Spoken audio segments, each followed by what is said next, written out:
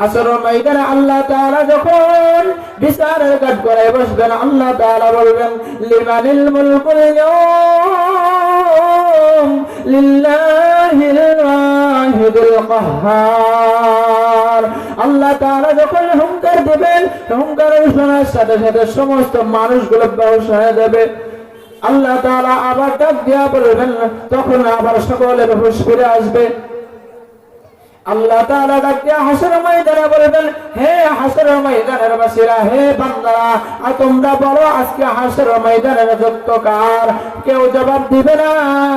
আল্লাহ তাআলা নিজেই জবাব দিয়া বলবেন, আজকে হাসরের ময়দানের রাজা, আজকে হাসরের ময়দানের বিচারের, আজকে হাসরের ময়দানে ক্ষমতাশীল একমাত্র আমি আল্লাহ, ব্যতীত কেউ নয়।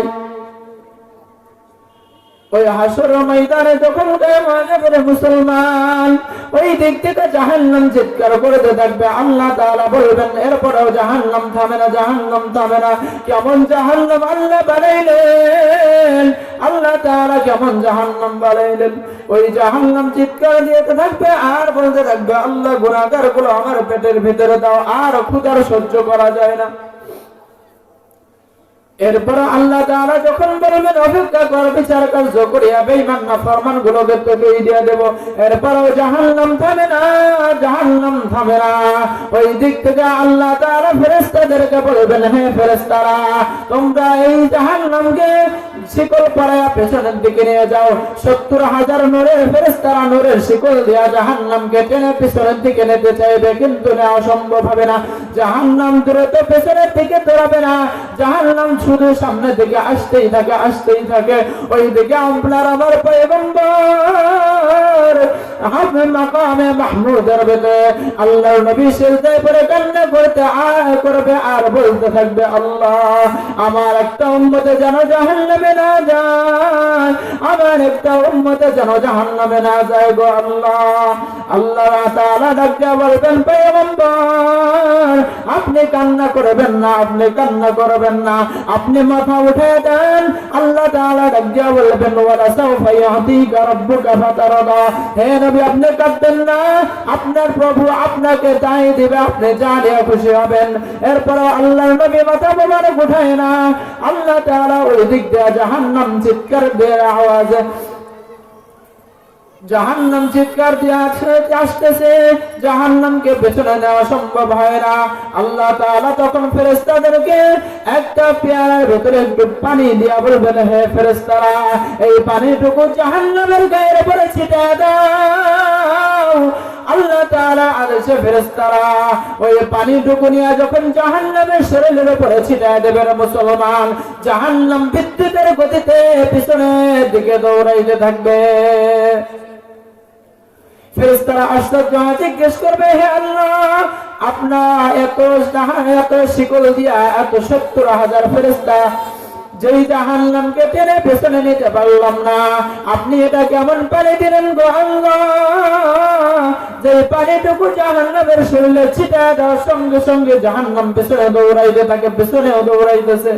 ফেরেশতারা বলবে, হে আল্লাহ এটা কি জমজমের পানি নাকি আবে হায়াতের পানি নাকি হাউজে কাউসারের পানি?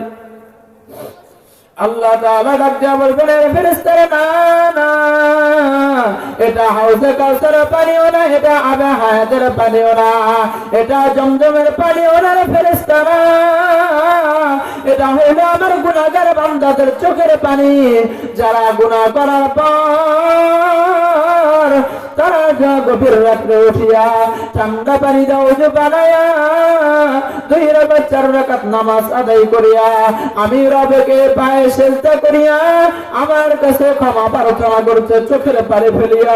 যারা গুনাহের কারণে গুনাহ নিজের উপরে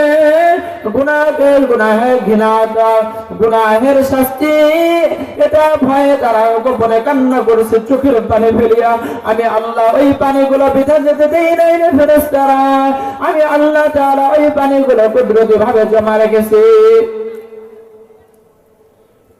আজকে আল্লাহ তাআলা আমাদের উপরে 5 ওয়াক্ত নামাজ ফরজ করেছেন, আজকে আমরা নামাজ পড়ি না। আজকে যদি আমরা নামাজ না পড়ি তাহলে রবকে কিভাবে খুশি করব, রবকে কিভাবে রাজি করব? ওই ফজরের সময় মুয়াজ্জিন মসজিদের ভিতরে যায় আযান দিয়ে দিতেছে আর বলতেছে আসসালাতু খায়রুম মিনান নাওম, ঘুমের চেয়ে নামাজ ভালো আর তুমি ঘুমাইও না, ঘুমের চেয়ে নামাজ ভালো আর তুমি ঘুমাইও না, ওযু করে তাড়াতাড়ি নামাজ পড়তে লেগে যাও। নবীদের নামাজের সাফায়াত করিবেন না, ঠিক মতো পড়িলে নামাজ জান্নাত তোমার ঠিকানা। ঘুমের চেয়ে নামাজ ভালো আর তুমি ঘুমাইও না, ঠিক মতো পড়িলে নামাজ জান্নাত তোমার ঠিকানা। আল্লাহর নবী সাল্লাল্লাহু আলাইহি ওয়াসাল্লাম বলেন আসসালাতু মিফতাহুল জান্নাহ। নবী আলাইহিস সালাতু ওয়াসসালাম হাদিসের ভিতরে বলেন নামাজ হইতেছে জান্নাতের চাবি। আজকে দুনিয়াতে তাকায় দেখেন, একটা ছোট্ট তালা যখন আপনি ক্রয় করবেন, ওই তালার সঙ্গে দুইটা তিনটা করে চাবি থাকে কি থাকে না বলেন?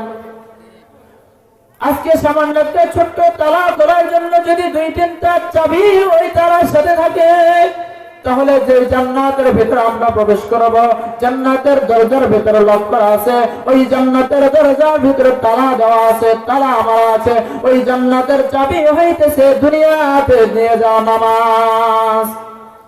আজকে যদি আমি আর তুমি দুনিয়া থেকে নামাজ পড়ে যাই, আজকে যদি আমি আর আপনি নামাজ নিয়ে কবরে যাই, নামাজ নিয়ে যাই, নামাজ নিয়ে যাই, নেক আমল নিয়ে কবরে যাই, তাহলে ওই যে কিয়ামতের ময়দানে কবরের ভিতরে যখন জিজ্ঞেস করা হবে,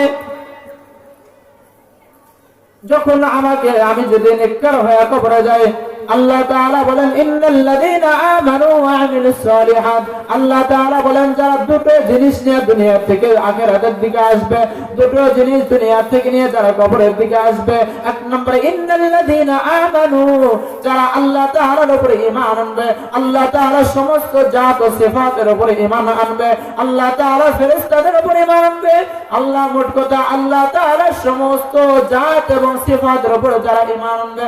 দ্বিতীয় নম্বরে ওয়া সালিহাত, যারা নেক কাজ করে দুনিয়া থেকে আসবে, আল্লাহ তাআলা ওই বান্দাদেরকে জান্নাত দান করবেন। কি রকম জান্নাত দান করবেন? আল্লাহ তাআলা এমন জান্নাত দান করবেন যেই জান্নাতের নিচ দিয়ে দুধের নদী, স্বচ্ছ পানির নদী, মধুর নদী বইতে থাকবে। পক্ষান্তরে আমি আর তুমি যদি গুনাহ নিয়ে কবরে যাই, তাহলে ওই কবরটা আমার তোমার জন্য জাহান্নামের শাস্তির একটা জায়গা হয়ে যাবে। আজকে আমাকে একটা ব্যক্তি বাড়ি দিনে সহ্য করতে পারি না, ওই কবরের ভিতরে যদি আমাকে সাপ এসে দংশন করতে থাকে, দুই পাশের মাটি যদি চাপ দেয়, তাহলে আমি আর তুমি কিভাবে সহ্য করব? মুহতারাম হাজিরিন, আল্লাহ তাআলা এই দুনিয়াতে আমাদেরকে পাঠাইছেন একমাত্র তার ইবাদত করার জন্য। কি বলেন? আল্লাহ তাআলা বলেন ওমা খালাকাতুল জিন্না ওয়াল ইনসা ইল্লা লিয়াবুদুন, আমি আল্লাহ তাআলা মানুষ এবং জিন জাতিকে সৃষ্টি করেছি একমাত্র আমি আল্লাহ তাআলার ইবাদত করার জন্য। আমি আল্লাহ তাআলা দুনিয়াতে মানুষকে অযথা সৃষ্টি করে নাই, আমি আল্লাহ তাআলা দুনিয়াতে মানুষকে অনর্থক সৃষ্টি করে নাই। আজকে দুনিয়ার দিকে তাকিয়ে দেখেন, আজকে যদি কেউ ভুট্টা লাগায়, ধান লাগায়, তার পেছনে কোনো উদ্দেশ্য আছে কিনা নাই? একটা যদি কোনো ব্যক্তি গাছ লাগায়, তার পেছনে উদ্দেশ্য আছে কিনা নাই? যদি কোনো ব্যক্তি ধান লাগায়, তখন যদি তাকে জিজ্ঞেস করা হয় আচ্ছা তুমি যে ধান লাগাইতেছো এর দ্বারা উদ্দেশ্য কি, তখন ওই ব্যক্তি অবশ্যই বলবে আমি যে ধান লাগাইলাম এটা দ্বারা আমার যখন ধান আসবে আমি কেটে এগুলো দিয়ে সারা বছর ঘরের ভাত খাবো এবং কিছু কিছু বিক্রি করে সংসারকে চালাবো। আজকে দুনিয়াতে একটা ধান লাগানোর যদি এটা উদ্দেশ্য হয়ে থাকে, তাহলে কি আল্লাহ তাআলা আমাদেরকে অনর্থক সৃষ্টি করছেন? আল্লাহ তাআলা কিন্তু অনর্থক সৃষ্টি করেন নাই। আল্লাহ তাআলা মানুষ এবং জিন জাতিকে সৃষ্টি করেছেন একমাত্র তার ইবাদত করার জন্য। আল্লাহ তাআলা যখন মানুষ সৃষ্টি করার জন্য আল্লাহ তাআলা যখন মানুষ সৃষ্টি করার উদ্দেশ্য নিলেন, আল্লাহ তাআলা ফেরেশতাদের সঙ্গে পরামর্শ বসলেন। আল্লাহ তাআলা ফেরেশতাদেরকে বললেন, وَإِذْ قُلْنَا لِلْمَلَائِكَةِ إِنِّي جَاعِلٌ فِي الْأَرْضِ خَلِيفَةً। আল্লাহ তাআলা ফেরেশতাদেরকে ডাকতে বলেন, হে ফেরেশতারা, আমি আল্লাহ তাআলা দুনিয়াতে মানুষ সৃষ্টি করতে চাই, প্রতিনিধি সৃষ্টি করতে চাই, প্রতিনিধি বানাইতে চাই। তখন ফেরেশতারা ডাক দিয়ে বলল, হে আমাদের আল্লাহ, আপনি দুনিয়াতে কেন মানুষ সৃষ্টি করবেন? তারা তো দুনিয়াতে গিয়ে একে অপরের সম্পদ লুণ্ঠন করবে, একে অপরের সাথে ঝগড়ার ভিতরে লিপ্ত হবে, একজন আরেকজনের সম্পদকে লুটপাট করে নেবে, একজন আরেকজনকে খুন খারাপি করবে, একজন আরেকজনের সাথে রক্তপাত ঘটাবে। যখন ফেরেশতারা বলতেছেন এই কথা, আল্লাহ তাআলা ডাক দিয়ে বলতেছেন, হে ফেরেশতারা, আমি যে আল্লাহ তাআলা যা জানি তোমরা ফেরেশতারা তা জানো না। আল্লাহ তাআলা ডাক দিয়ে বলেন, হে ফেরেশতারা, আমি আল্লাহ তাআলা দুনিয়াতে মানুষ সৃষ্টি করব, এই মানুষগুলো দিয়া তখন দুনিয়াতে আমি রবের ইবাদত করবে, আবার গুনাহ করবে। আল্লাহ তাআলা ফেরেশতাদেরকে শুধুমাত্র একটা গুণ দিয়ে আপনারা সৃষ্টি করেছেন। একটা গুণ হলো তারা শুধু রবের গোলামি করতে পারবে, তারা শুধু রবের ইবাদত করতে পারবে, তারা গুনাহ করার কোনো শক্তি তাদের নেই। কিন্তু এই মাখলুকাত মানুষকে আল্লাহ তাআলা দুটো গুণ দিয়া পাঠাইছেন। এক নম্বরে এই বান্দাগুলো চাইলে নেক কাজও করতে পারবে, আরেকবার চাইলে গুনাহের কাজও করতে পারবে। আল্লাহ তাআলা দুটো শক্তি দিয়া মানুষদেরকে দুনিয়াতে পাঠিয়ে দিয়েছেন। আল্লাহ তাআলা যখন মানুষের রূহগুলো সৃষ্টি করেন, যখন সমস্ত মানুষের রূহগুলো সৃষ্টি করেন, তখন আল্লাহ তাআলা জিজ্ঞেস করেন, কোরআনের ভিতরে আল্লাহ তাআলা বলেন, আলাস্তু বিরাব্বিকুম। আল্লাহ তাআলা সমস্ত রূহগুলোকে উদ্দেশ্য করে বলতেছেন, হে রূহেরা, আমি কি তোমাদের রব নই? তখন আমরা এক বাক্যে জবাব দিয়েছিলাম, ক্বালু বালা, হ্যাঁ নিশ্চয়ই আপনি আমাদের রব। একটু চিন্তা করিয়া দেখুন, আমরা রূহের জগতে যে আল্লাহ তাআলাকে স্বীকার করে আসলাম, আপনি আমাদের রব। আজকে দুনিয়াতে আইসা আমি আর আপনি দুনিয়ার 2 টাকার পরে লোভে পড়িয়া, 1 টাকা পয়সার লোভে পড়িয়া, বাড়ি গাড়ির মহব্বতে পড়িয়া, স্ত্রী সন্তানের মহব্বতে পড়িয়া আজকে আমি আর তুমি সেই রবকে ভুলে গেছি, ঠিক কিনা বলেন? আজকে সেই রবের গোলামি করি না। আল্লাহ তাআলা মানুষকে দুটো শক্তি দেয়া দুনিয়াতে বাড়াইয়া দিয়েছেন। দুনিয়াতে আল্লাহ তাআলা কাউকে ধরবেন না, আল্লাহ তাআলা ছাড় দিয়েছেন কিন্তু ছেড়ে দেন না, এটা মনে রাখতে হবে। আজকে দুনিয়াতে দেখেন, এই যে শিক্ষা ব্যবস্থার একটা নীতি, যে বছরে পরীক্ষার ব্যবস্থা করা হয়েছে, কি বলেন? তো বাচ্চারা যখন স্কুলের ভিতরে, মাদ্রাসার ভিতরে পরীক্ষা দেয়, তখন কিন্তু একটা সময় নির্দিষ্ট করে দেওয়া হয়, 2 ঘন্টা 3 ঘন্টা সময় নির্দিষ্ট করে দেওয়া হয়। এই পরীক্ষার হলের ভিতরে বসিয়া যদি যারা পরীক্ষা যারা দিতেছে, তারা যদি ওই পরীক্ষার ভিতরে হলের ভিতরে বসিয়া পুরা খাতা শুধু ভুল লেখে, ভুল অ্যান্সার করে, তাহলে কিন্তু শিক্ষক দেখার পরে কিছু বলবেন না। কেননা কেন বলবেন না? এটা হইতেছে পরীক্ষার হল। তেমনি ভাবে আল্লাহ তাআলা আমাদেরকে দুনিয়াতে পাঠিয়ে দিয়েছেন পরীক্ষার হলের ভিতরে। আল্লাহ তাআলা আমাদেরকে দীর্ঘ একটা বছর, 60, 70, 50 বছরের একটা হায়াতের জিন্দেগি দিয়ে আমাদেরকে পাঠিয়ে দিয়েছেন।